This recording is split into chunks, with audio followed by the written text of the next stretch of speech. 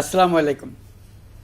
আজ আমরা পুরো জাতি একসঙ্গে স্মরণ করছি এমন একদিন যা এদেশের ইতিহাসে গভীর ছাপ রেখে গেছে। 5ই আগস্ট শুধু একটি বিশেষ দিবস নয়, এটি একটি প্রতিজ্ঞা, গণজাগরণের উপাখ্যান এবং ফ্যাসিবাদী শাসন থেকে জাতির পুনর্জন্মের দিন।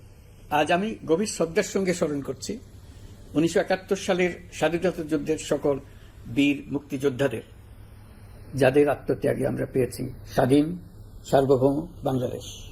1971 সালে সাম্য, মানবিক মর্যাদা ও সামাজিক ন্যায় বিচার প্রতিষ্ঠার লক্ষ্যে এদেশের জনগণ সশস্ত্র মুক্তিযুদ্ধে অংশগ্রহণ করেছিল। লাখো প্রাণীর বিনিময়ে একটি স্বাধীন রাষ্ট্র প্রতিষ্ঠা হয়েছিল। কিন্তু স্বাধীনতার অর্ধ শতাব্দী পরেও এদেশের মানুষ সুবিচার ও গণতন্ত্র থেকে বঞ্চিত হয়েছে, বৈষম্যের শিকার হয়েছে।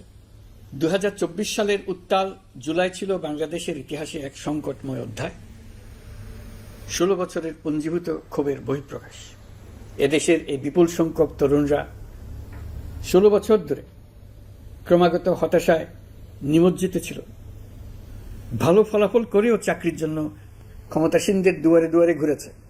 চাকরিকে ঘিরে তৈরি হয়েছিল দুর্নীতি, স্বজনপ্রীতি আর তদ্বির বাণিজ্য। যে তরুণ ঘুষ দিতে পারেনি, এলাকার মাফিয়াদের সঙ্গে সখ্য করে তুলতে পারেনি, তার চাকরি হয়নি। সরকারি চাকরিতে বৈষম্যমূলক কোটা পদ্ধতি, যেটা মূলত ছিল দুর্নীতি ও স্বজনপ্রীতির আরেকটা হাতিয়ার, এর বিরুদ্ধে তরুণ সমাজ দীর্ঘদিন ধরে প্রতিবাদ বিক্ষোভ করলেও ফ্যাসিবাদী শাসকের টনক নড়েনি। দীর্ঘ এই সময় প্রতিটি সেক্টরে মাফিয়াতন্ত্র কায়েম করে একটি সুবিধাভোগী শ্রেণী তৈরি করা হয়েছিল, যারা আর্থিক ও অন্যান্য সুবিধার বিনিময়ে স্বৈরাচারের পক্ষে কথা বলবে, কাজ করবে। স্বৈরাচারের পক্ষের সঙ্গী হলেই তার চাকরি হবে, কাজ মিলবে। সরকারি প্রতিষ্ঠান, শিক্ষা প্রতিষ্ঠান, অর্থনৈতিক প্রতিষ্ঠান, এমনকি বিচার ব্যবস্থা, আইন শৃঙ্খলা বাহিনী, গণমাধ্যম ও সাংস্কৃতিক মণ্ডলেও এই ধরনের সুবিধাভোগী শ্রেণী তৈরি হয়েছিল। এদেশের গরিব মেহনতি মানুষের পয়সা লুট করে পতিত ফ্যাসিবাদ ও তাদের সহযোগীরা এক একজন টাকার পাহাড় গড়ে তোলে। সীমাহীন দুর্নীতির কবলে পড়ে অর্থনীতি ভেঙে পড়ে। এই দেড় যুগে প্রতিটি ন্যায্য দাবি, প্রতিবাদ, বিক্ষোভ চলাকালে পুলিশের পাশাপাশি দলীয় সন্ত্রাসীরা অস্ত্র হাতে আন্দোলনকারীদের পিটিয়েছে।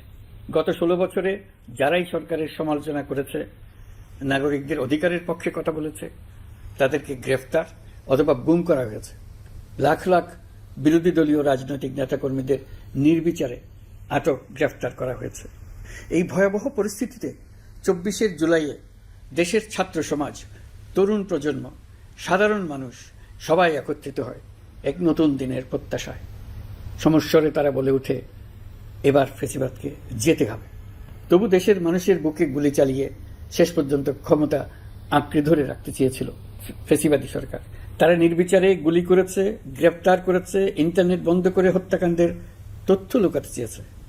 রাতের অন্ধকারে এলাকায় এলাকায় অভিযান চালিয়ে ছাত্রদের আটক করেছে। গুলিবিদ্ধ আহতদের তারা হাসপাতালে চিকিৎসা নিতে দেয়নি।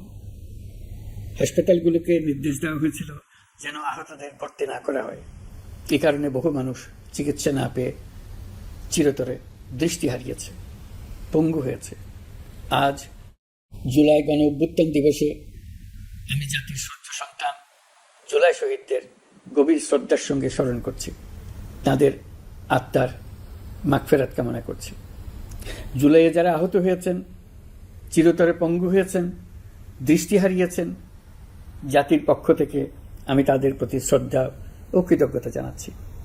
এই জাতি আপনাদের কাছে চিরকৃতজ্ঞ থাকবে। গত বছর ডিসেম্বর মাসে জুলাই গণ অভ্যুত্থানে শহীদ পরিবার ও আহতদের কল্যাণ ও যাবতীয় বিষয়াদির প্রশাসনিক দায়িত্ব মুক্তিযুদ্ধ বিষয়ক মন্ত্রণালয়ের উপর ন্যস্ত করা হয়েছে। এখন পর্যন্ত 836টি শহীদ পরিবারের মধ্যে 775টি শহীদ পরিবারকে মোট 98 কোটি 40 লাখ টাকার সঞ্চয়পত্র ও মাসিক ভাতা বাবদ ব্যাংক চেক দেওয়া হয়েছে। অবশিষ্ট যারা আছেন তাদেরও কয়েকটি বিষয় নিষ্পত্তি সাপেক্ষে সঞ্চয়পত্র দেওয়ার প্রক্রিয়া চলছে।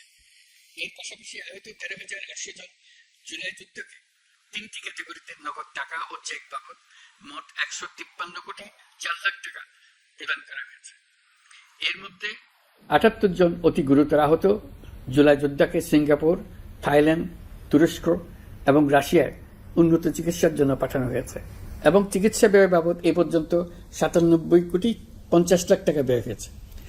জেলা উপজেলা পর্যায়ে সকল সরকারি হাসপাতাল বা ক্লিনিক বা স্বাস্থ্যকেন্দ্র, মেডিকেল কলেজ হাসপাতাল এবং সরকার কর্তৃক নির্ধারিত বিশেষায়িত হাসপাতালগুলোতে সকল শ্রেণীর আহত জুলাই যোদ্ধাদের অগ্রাধিকার ভিত্তিতে বিনামূল্যে চিকিৎসা সেবা দেওয়ার সিদ্ধান্ত হয়েছে। সরকারের পক্ষ থেকে জুলাই শহীদ ও আহতদের জন্য আরও নানা উদ্যোগ নেওয়া হচ্ছে। তবে জুলাইয়ের মহানায়কদের আত্মত্যাগ তখনই সার্থক হবে যখন এই দেশকে আমরা একটি সত্যিকারের জনকল্যাণকর দেশ হিসেবে গড়ে তুলতে পারব।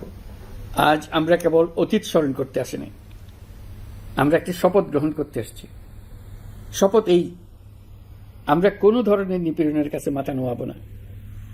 আমরা প্রতিষ্ঠা করব একটা জবাবদিহিমূলক, মানবিক, গণতান্ত্রিক এবং বৈষম্যহীন রাষ্ট্র, এমন রাষ্ট্র যা সবসময় জনকল্যাণে কাজ করবে। জুলাই শহীদদের আত্মত্যাগ আমরা বৃথা যেতে দেব না।